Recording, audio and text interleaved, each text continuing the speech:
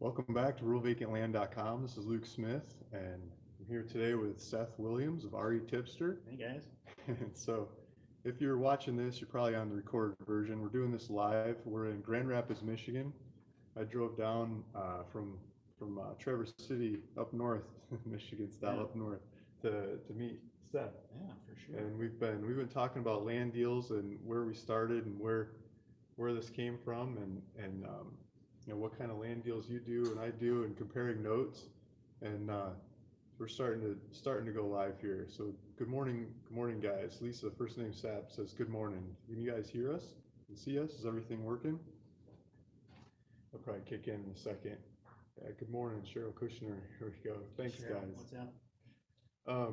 So we're just comparing notes about kids too, and the lifestyle. I think the lifestyle is a lot of it. So the volume's low.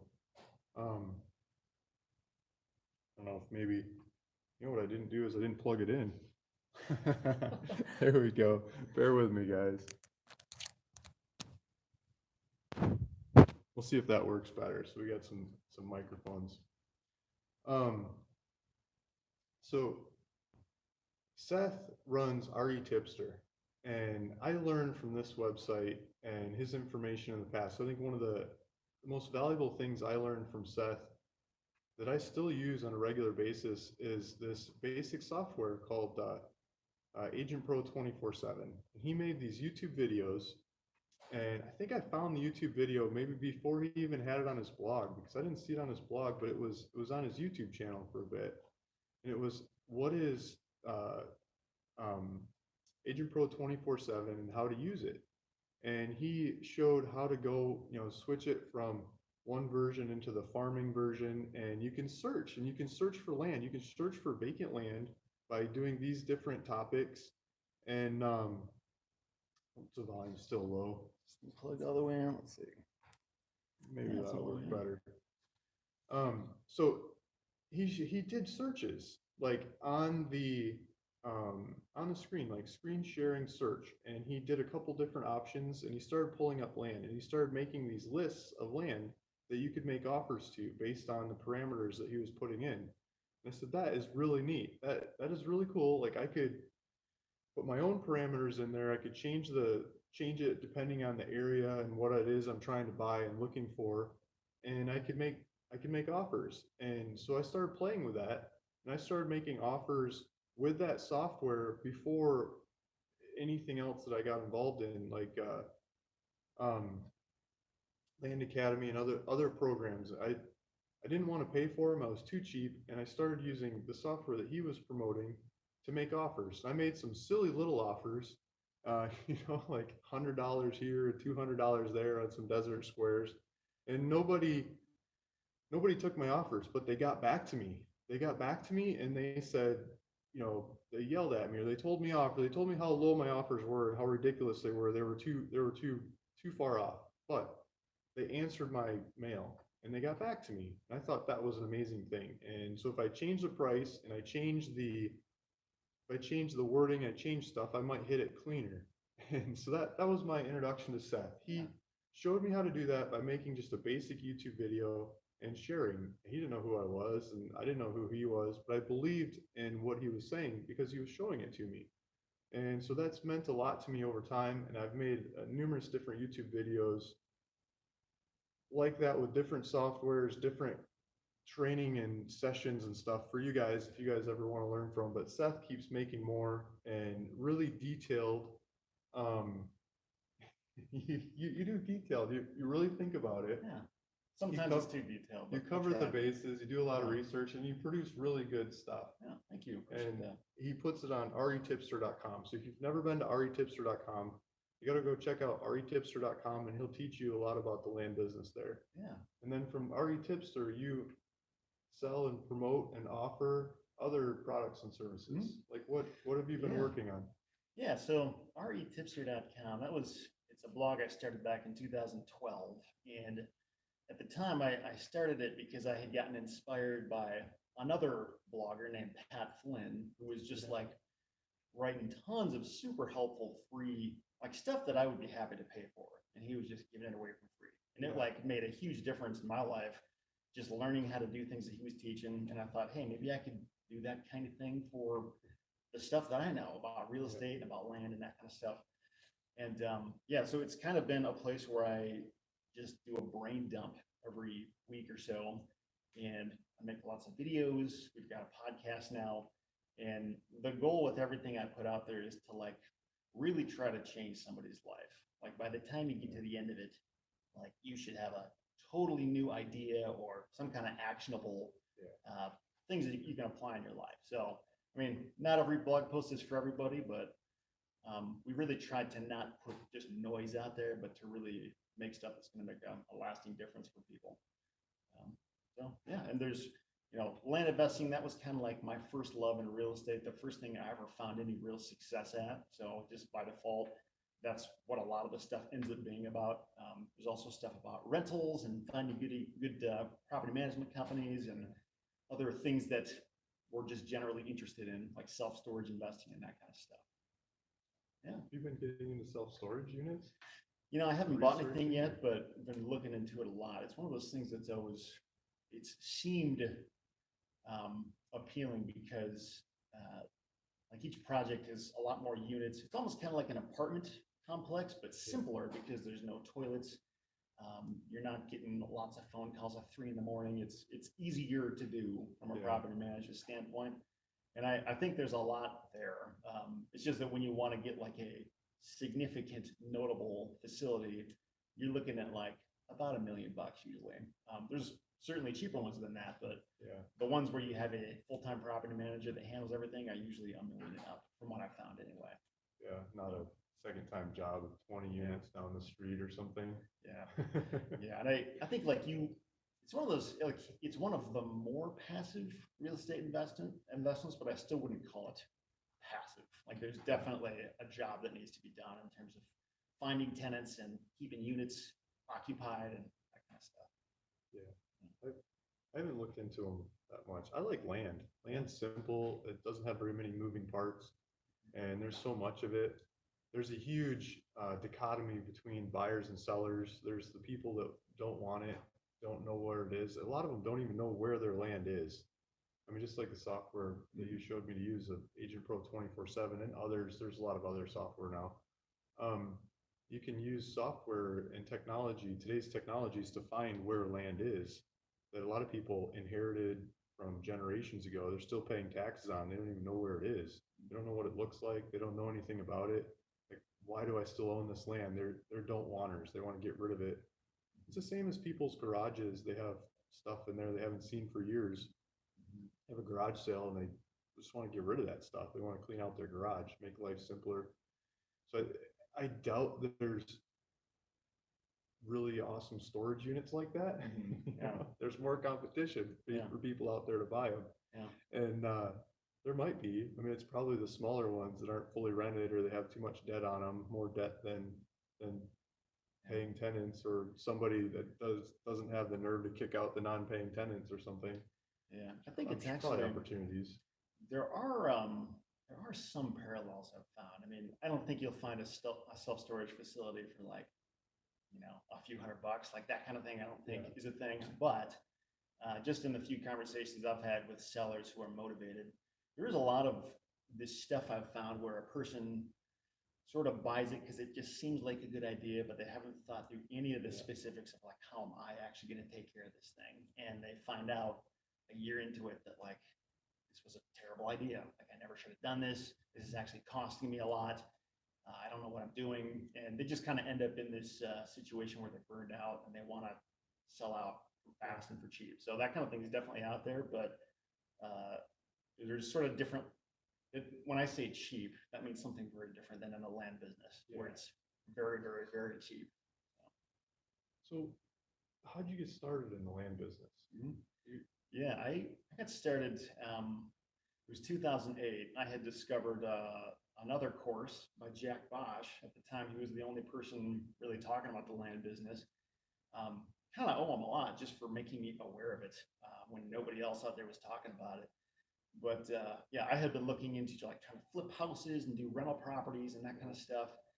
And like, I just couldn't put the pieces together. I couldn't find good deals. I couldn't just a lot of things were kind of working against me. And when I found out about land and how I could buy properties with just the cash in my bank account, no loans needed, owning it free and clear. And when I found that like there are just so many motivated sellers, like they're just everywhere. You know, they're not hard to find at all. It was the first thing I found where there was enough low hanging fruit that I could get comfortable buying lots of properties and not having to go into massive debt to do that. And yeah, so that was kind of my start back in 2008. Spent a few years working exclusively in Michigan because I had this idea that I could only buy properties in my backyard where I could drive to them. Yeah. Just kind of like a mental limiting belief kind of thing. Until it was about 2011 when I had bought a property about 4 hours away, and I bought it for 4,500 and sold it 5 months later for 45,000, and that was like my first like really big deal. And at the time, you know, that money paid me more than I was making in a whole year in my day job, and it was like a big light bulb moment, especially because I had never actually seen that property in person. Like everything I did was all online. Yeah. And that just kind of made me realize, like, if I didn't have to see that in person, like, why do I even have to do this in Michigan? Like, I can go all over the place. So that was sort of the start of when I still do stuff in Michigan from time to time, but I by no means feel like I'm limited to just this state. And I think there's a lot of other states with, I think, a lot more volume available, a lot more lower hanging fruit, where it's easier to price stuff. There's not issues with like wetlands and flood zones and that kind of stuff. So I think there's probably opportunity everywhere, but I think Michigan is probably somewhere in the middle. It's not like the best place, but it's not the worst place either. It's just kind of okay. You know. I've swung hard in Michigan and missed. Like I sent mail to the northern half of the Lower Peninsula, like all in one mailer. Really? And How many was that? Was that like it wasn't as many as you would think. I mean, it was 7 or 8 thousand offers or something. But I was trying to get acreage, and so I wasn't going for what I would in today, like knowing what I know and learning what I've learned over time. I would try to target, saying, please move closer to the mic. You could try to get these closer. The I'll just hold this thing. The the lots the lots I would target now are probably less than 1 acre. They're probably smaller lots on the water, more desirable lots that people are willing to pay for and make a quicker decision and just run for. And they're more unique. Whereas in the past, I was coming from trading lots of land in Arizona or something, and acreage matters. And so the more acreage you get, the easier it is to sell in lots of cases. And if it's a normal size acre. So like 5 acres or 10 acres or 40 acres or something like that is what I thought I would go after in northern Michigan. So I went for those all across the northern half of lower Michigan. And I made cash offers depending on what I saw stuff for sale for in the markets. And I made it from a California address. And people really harped on me for making offers on their land with a California address. And they seemed to think that really mattered. And how dare I buy land in Michigan if I'm from California? And yeah, I didn't buy a single property. I had some that were accepted that were just awful swampland. Yeah, right. I would never want to offer to anybody else, but it just didn't work. So, but I've learned a lot. I've made numerous attempts at making offers like that I've learned a lot from. And every time I go make offers, I learn and I study the data. I study what data is available, and I learn from that. And hopefully I make better educated or more educated offers going forward. And so, I mean, just being in northern Michigan the last week or so, visiting numerous different lakes and parks and things, I would like to go make offers around a lot of the lake shores of the favorite lakes that I remember growing up as a kid, and get the vacant lots that are on the lake that should be built. And there's a lot of building going on in this market in Michigan on lakefront properties, and I think more of those will get built over time. And just being in the path of progress. And that's what people in southern Michigan or Chicago, Detroit, Grand Rapids, we're in Grand Rapids now, they'll go up and build their summer places, their dream homes, their retirement home on one of those lakes.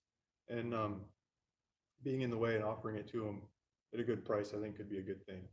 And I've learned that more from, I think, a lot of the Washington mailers. Like a lot of the Washington mailers are waterfront properties I'm trying to target. And the way I started making offers, looking at the acreage, I was trying to get bigger acreage because a little bit bigger acreage seems to have always sold better for me in the past. But looking at it when I'm trying to price the data that I get, the ones on the water are smaller acreage. And the ones on the water are what I was trying to get. So I went after a little bit bigger acreage and I skipped a lot of the ones on the water.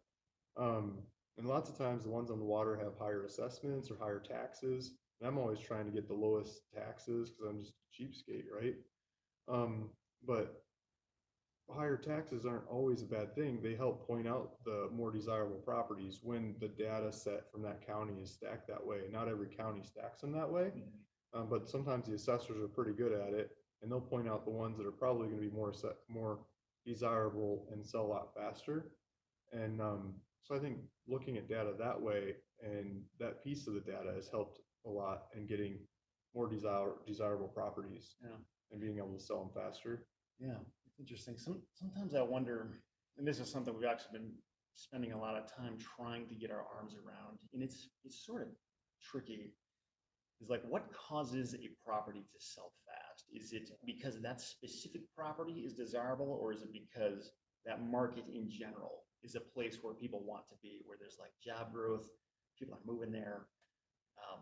Like I know Florida, for example, that's a state where lots of people just want to be for one reason or another because the weather's nice or because Disney World's there or whatever. No income taxes. Yeah, exactly. State income taxes. And whereas like a place like Indiana, for example, like nothing about that, and this is sort of just personal bias, but like there's not a whole lot about Indiana that makes me just think, yes, that's an obvious place everybody wants to be. It's sort of like if you get a job there or if you live there, but it's not necessarily this hotbed of tourism type thing. So, but yeah, we've been trying to figure out like how can you objectively look at a bunch of different states or counties and look at the raw data and find out like, yes, this is going to be a market in which properties will sell quickly no matter what. Because I know like that's something I struggle with a long time in Michigan. It's like sometimes properties would sell like that. Other times, like, just kind of like not a whole lot of interest in it. So I think if you can find a market where just by default, there's lots of buyers, lots of interest, like everything else will sort of be downhill from there in terms of, not requiring a ton of effort on the selling end because they just sell quickly by default. I think price has a lot to do with it. Yeah. It could be a dead market with nothing going on, and you offer the land at a price that makes sense to somebody out there. I mean, the market might be asking 150 grand for properties, and you come out at 50 grand, and it's gone the next day. Yeah. It's just because the market wasn't priced where it's happening. Yeah. So I think price can be a big variable in it. Yeah. I think that's actually part of where the desirability of a specific property comes into play too. Because like with the lakefront lots you're talking about, like if it's one of a kind, like there just isn't anything else like that out there. I mean, that alone could be the thing that makes it sell. And maybe you can even charge more for it because there isn't a whole lot of other similar properties like that. And there's a lot of people that have their heart set on a specific lake because that's where they grew up, or that's where they summered, or that's where their grandma had a place, or whatever the story is. That lake means something to them. Yeah. And so if you figure out the data on that lake and there's 130 vacant properties on that lake, what price do you buy the cheapest one at? 130 properties. Maybe you have to make a couple passes. Maybe you try 5 grand, 20 grand, 50 grand, 75 grand before one of them starts saying yes. And there's probably a tipping point in there where a bunch of them say yes. You probably offered too much, but you could cherry pick the best one, the one that's going to have the sunsets, the one that's going to have the beach, the one that's going to have the most, least noise from the road or something, something more about it than the others. And you could get the best lot on the lake for the best price and then go remarket it at a higher price with all the attributes that you found and figured. And you do that lake by lake. Yeah, I know And in a lot of states, like lakes are not plentiful, but in Michigan, I think Minnesota, I think Yeah. Wisconsin maybe, like there's just a ton of lakes. I mean, there's a lot. thousands and thousands and thousands of them. So I don't know. When you were saying you did a bunch of offers in northern Michigan and didn't get a deal, I don't know this definitively, but so this is kind of theory, but every time I've sent blind offers in Michigan, it has not gone well for me. It might be the culture. Yeah, I mean, every time I've sent like a neutral letter or postcard though, like when I have this conversation with them, like there's still lots of people that say no, but like every deal I've gotten has come as of that. And I don't know if it's a culture thing. I don't know if maybe it's just harder to price stuff in Michigan because there's, I don't know, it's not like New Mexico where there's just like thousands of cookie cutter similar lots. I don't know. I don't know what the reason is, but I know Jaron, Jaron Barnes, he's one of my employees. He's done blind offers in Indiana as well, and also had less luck with that. However, they have worked a lot better in Florida for some reason. So I don't know. I don't know if that has something to do with it or not, but might. That'd be statistics. You just don't have a big enough population to make the offers to get the successful deals to come through. I mean, I was covering a lot of area. A lot of the area, I paid for data, and then I went to use it, and the mailing addresses are gone. Like in northern, eastern Michigan, I can't think of the names of the county off the top of my head, but between the thumb and your index finger, you know, like a lot of those counties, or it would be the same 5 or 10 last names. They seem to own everything. Yeah. But the western half of northern lower Michigan seem to be a lot more diverse ownership and a lot more names spread across, addresses from all over the place. Not just locals. Yeah, I'm sure I'll crack it someday. It doesn't have to be today, just someday out in the future. Yeah. How much time do you spend, like, do a lot of your offers go out to like the same set of states and counties? You kind of got them nailed down, or do you spend a lot of time exploring new states that you've never tried before? Like, how do you parcel that both. Yeah. I mean, because I've got the paperwork and the regulations and things more figured out in places where I've done a lot of work, and probably a clientele that's looking for properties in those areas. I've gone back and I've refilled the kitty on inventory numerous times in places that I bought in the past that worked well in the past. And I mean, if you just look at the website, it's like, okay, there's a bunch of sold here and there's nothing left for sale. It's like, okay, let's go buy some more of those, and just like restocking inventory, you know, like a store would do. And it doesn't mean I'll get them, but it means it's an easy try. I know what people are looking for, what they like, what's easy to sell, what makes sense. And I should probably go back into my databases of people I turned down in the past and reoffer or rejig or recontact or something. I'll probably do more of that in the future. But yeah, I've done a lot of going back. I've got the databases set up now so I can see and keep track of it a lot better. And somebody will come through and have the accepted offer, and I'm looking it up in the database, and I see that this is the third offer I've made to that person in the last couple of years on the same property, you know, and it's like probably ever increasing prices before they finally said yes. But it's not always ever increasing prices. Sometimes it's lower prices than I offered them in the past. They still say yes. And I don't know why they don't whip out the older letter. Maybe it's a expiration date, or maybe they didn't open that mail, or life changes. Things change in their life. So yeah, I don't think it's always ever increasing prices, but multiple offers I think work. So I've done that just because it's easier. I know how those places work, especially if the data has stuff like something special about the data, like zoning, for instance. If I buy a bunch of land in an area and then I market it for sale and everyone gets back to me and they all buy the same zoning, but they don't buy the other different zonings that I have, like, why is that? I'm learning from the buyers why they're buying this particular land and not that land.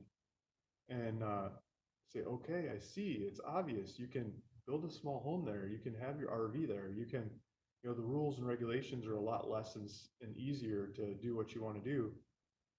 And So people go after that land. I'll go back and just mail offers specifically for that zoning in that county.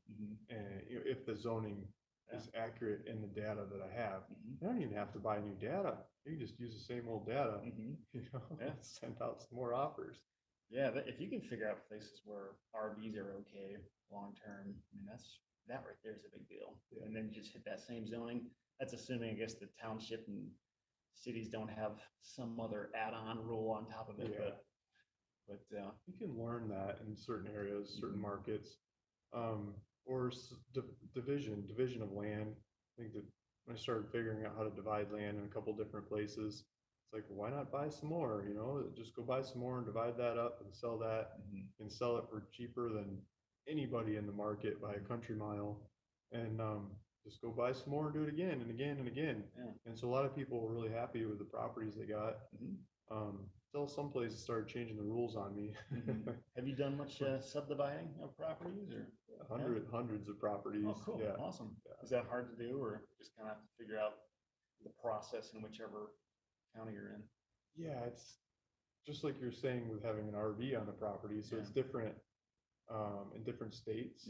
It's different in different counties in those states, and in different areas of that county, of that state, you have different laws. So town, regional, city rules.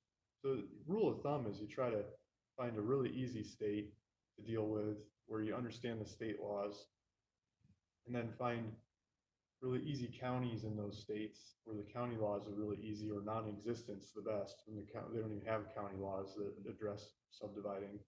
And then staying out of the cities and areas that have sub laws. Yeah. And neighborhoods. The neighborhoods have laws too. Some neighborhoods will let you subdivide and some won't. So you have to get into the CC&Rs, like, code covenant restriction stuff, and see if they let you in that county, in that state. So there's multiple layers of bureaucracy to work your way through before you can pull it off. But if you figure that out in an area, which might be from one property that you're working on, why not go mail all the rest of them that have those attributes, and you can reprice it. You could probably offer a lot more money now that you know how to divide those and what you could sell the bits and pieces for. Yeah. Because one property with one user, one big property with one user has one price, and that same property with 5 or 10 or 20 users has, each piece is a smaller price, but you add them together, they're almost always a larger amount of money than just selling it to one person. So the economics of that just work. And that's been happening in the US since the US started. Land just keeps getting divided. And it's not even about dividing the land and selling it to multiple people. It's changing the use too. You could get more complicated with it, and you could build a duplex instead of a single family residence. Like I just got some land in the door where you have to build at least a 5-unit structure. I'm like, so I can't sell it as a single family. It's a commercial. Is that like in a densely populated area? Yes. I take it? Yeah, it's in a densely populated area, and it's not that big of a property, but the zoning is minimum 5 units per acre, maximum 9 units per acre, and the property is just over an acre. And so I'm trying to figure out how to value that property. And so the first thing I did is I went back to my data set, and it actually has that zoning in the data set. And I looked at my data set of all the other properties that have that zoning. And if I remember right, it was 86 of them in that county had that same zoning. And so I reshuffled my data set to sort it by trade date. And then I looked at trade price, like the last recorded price and date that the thing's traded for. So I know there's only 86 properties in this county that have that specific zoning. And now I can see what the last one's traded for. And I can see when they traded. And there was one that traded earlier this year. There was two of them that traded last year. And then I go look at them and compare. And I try to compare on an acreage to unit basis. I'm trying to equalize the price and trying to figure out, if what I offered, the guy didn't take my offer, but his counter offer seemed to make a lot of sense compared to what these things are trading for, and the vacant land of this kind of property class in that county trades for. And so using that data and in 3D, I guess, if you will, now that I've already paid for it, other people could get that data, but I already have it from doing the mailer across everybody. I can get a lot more accurate. And so if I sell that property, then I'll know what I'll really know what they sell for. And I could go target those other 86 with a very direct offer, like based on per unit and things, how many units it could build on each one of those properties. And so that's a different kind of subdivision that's not even dividing properties. You know, it's figuring out the rules and regulations to that specific one that I got on a broad mailer, and then diving deep and taking out the rest of that niche. So Yeah. there's lots of those roads to go down in these properties, Yeah, totally. property deals. So when these subdividing opportunities come up, like, do you send out mail specifically knowing that that's what you want to do, or you just sort of deal with the situation if and when they arise? Yeah, so the first pass was, it would be nice to own land here. Let's see what the cheapest stuff is. And the second pass, after I learned about the zoning and I understand it and I can present it, people have bought it. Usually the buyers of the property educate me the most because they're the ones doing the most due diligence to go build something there. Then I know what to look for. And I'll do a second mailer that's targeting that zoning for subdividing, for example. If I'm going to cut these 40 acres into 10 acres or something. So let's go find all the 40 acres that have that zoning in that area and make them offers that would make sense. And most of them will say no, but some of them will say yes. And there's the economics. Buy those ones in. They pass the basic criteria of it's not a swamp or cliffside or something weird about it. The ones that look good, that make sense, and then go market those properties. Yeah, so I think it's a lot of people just stop on the first pass, but I think there's a lot of money to be made. Pass 2, 3, and beyond. You ever thought about buying a big parcel and subdividing it so that most of the lots are landlocked and pie shapes that you can't build on them? No. You gonna be one of those guys? No. Yeah, I got one accepted a couple 2 weeks ago that was a pie shaped, and so I looked up the pie shape, and there's a lake in the middle, and so the middle of the pie was the middle of the lake, and so it was like a hub. It was only half the lake was divided up that way, so it was a bunch of pizza pie slices going out. So how do you really know how much of the lake shore you have? The backside was the street. It's like that was a wonky subdivision. Or other ones I've run into in Wyoming. There's a neighborhood with a bunch of circles. I think it's Park County, Wyoming. And so different radiuses of circles in the legal descriptions, because I think they're trying to set aside nature in between the properties, but it's a bunch of round properties, and the neighborhood's just, whoever created it, I mean, the neighborhood fell flat on its face because it just floods the market. All the cheapest properties in the county are in the round lot neighborhood. I don't remember the name of it, Park County, Wyoming. But there's some weird ones out there. I think the squares and rectangles, most homogeneously clumped together land seems to sell the best. When you start getting weird shapes and angles that have setback requirements, it just, the marketability of them goes down. Yeah. So how do you feel about HOAs? Like, I know a lot of people hate them, just avoid them. I've heard a couple of people though, like they will intentionally go after HOAs only when they can. They're able to figure that out because a lot of times, as you can imagine, just with the fees that nobody wants to pay, like there's just a lot of people that want out of those. So like they're super easy to get. So I don't know. You have any thoughts on that? I, with that same idea of what he's talking, I would not want to live in an HOA. I think my wife would kick me out if I tried to even sell it to her. It's like, I don't like the rules and regulations. Like it's just not going to happen for me personally. But on the business side, some of those HOAs, they have some really good selling attributes that draw people in. And because of the high fees on them, a lot of people are don't wanters. It's not just that the stuff's clogging up their garage and they want to get rid of it. They keep getting this bill, and this bill is rude. I mean, they got rude bills that says pay it right now or else, or else or else or else. And you just got to keep paying this stupid bill. Some of them are monthly or quarterly or annually, whatever they are. Those bills wear on people and piss them off, and they want to get rid of those properties. They can get really expensive too. Yeah, like it can get really expensive unreasonably too. costly. Yes.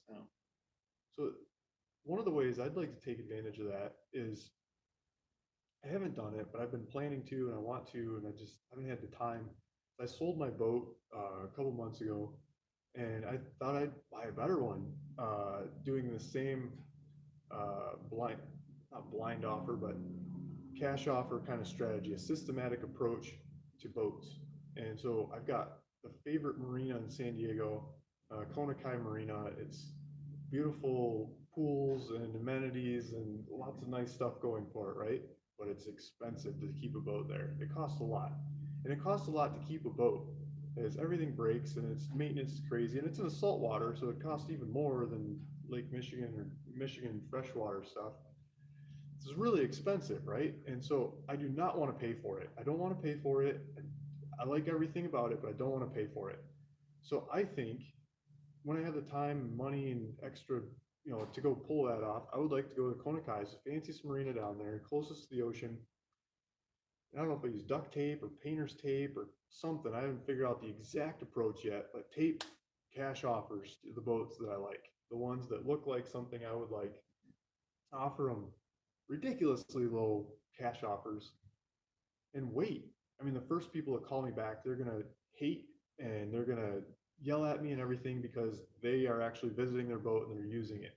But a couple months later, the people that go look at these boats that have been sitting there that they got to pay Kona Kai Marina HOA kind of fee for and maintenance and everything else, one of them's going to see the offer, or too many of them are going to see my offers, and they're going to like, Luke, give me that money, get me out of this bill. I don't ever use the boat. That's interesting, man. And I think I could get the boat at such a lower price that I'll be okay paying those stupid fees.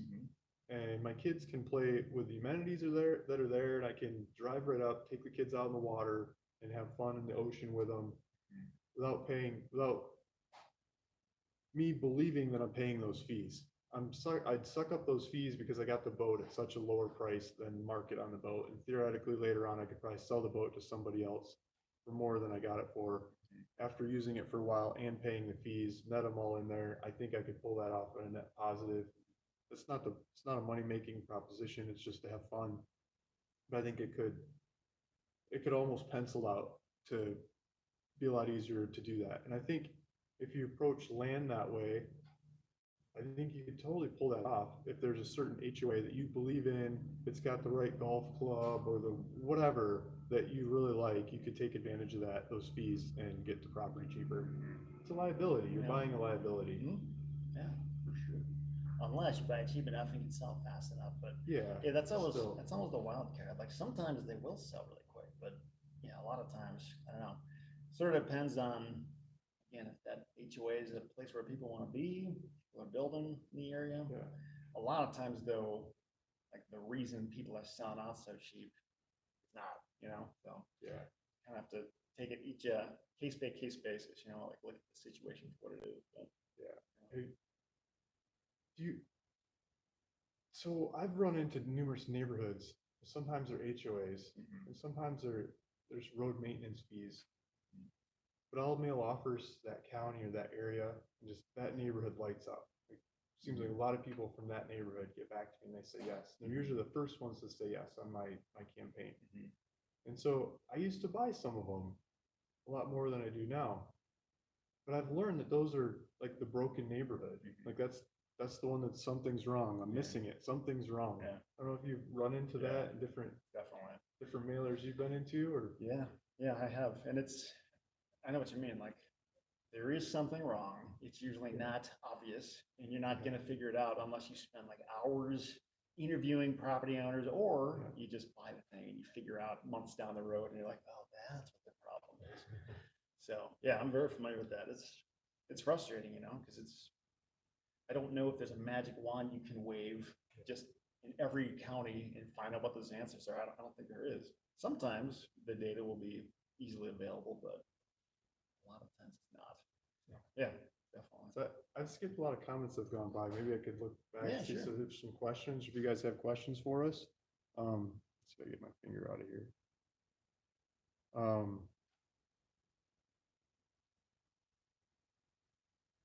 Sandra Getter, I need to call you about the property we're working on.